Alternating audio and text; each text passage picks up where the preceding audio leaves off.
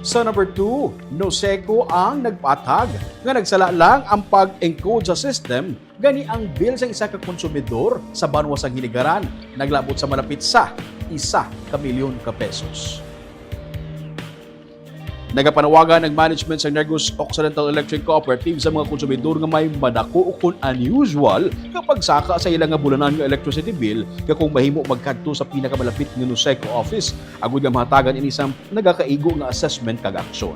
Sa billing sini nga bulan sang Mayo, may isa ka konsumidor sa Noseco sa Hiligaran kag duha sa kabangkalan ang nagpost sa social media angot sa tagalumapaw nila nga bill tubtob halos 1 million pesos.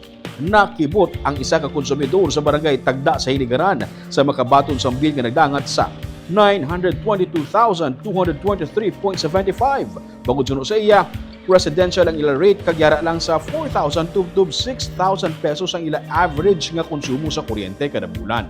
Sunod naman sa Noseco, paagi sa ilang nga verification, naibaluan nga nag-operate sang water refilling station kag laundry shop ang nasambit nga konsumidor.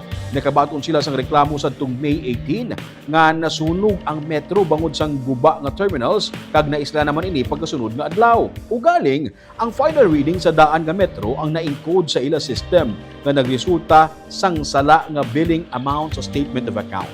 Dugang pa sa Noseco nga nakayuna ang meter reading kag na-inform na ang consumer sang iya nga updated kag corrected nga bill. Siyempre, ikaw mismo as consumer, yun yung nakabal kayo ang imo nga bill. And hindi na siya regular para sa imo, hindi siya average consumption ang read sa imo.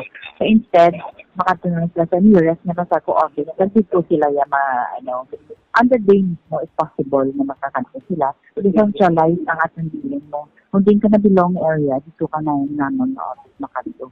Sa sub-office ka makato, sub-office, hindi siya sa collection na. Pag may ang other offices, ang is collection office mo, but you have 5 sub-offices. And posting is not it's not the price of it. Siyempre, hindi ka na mabasabat. Rather than going to the office, touch and check, definitely assist again.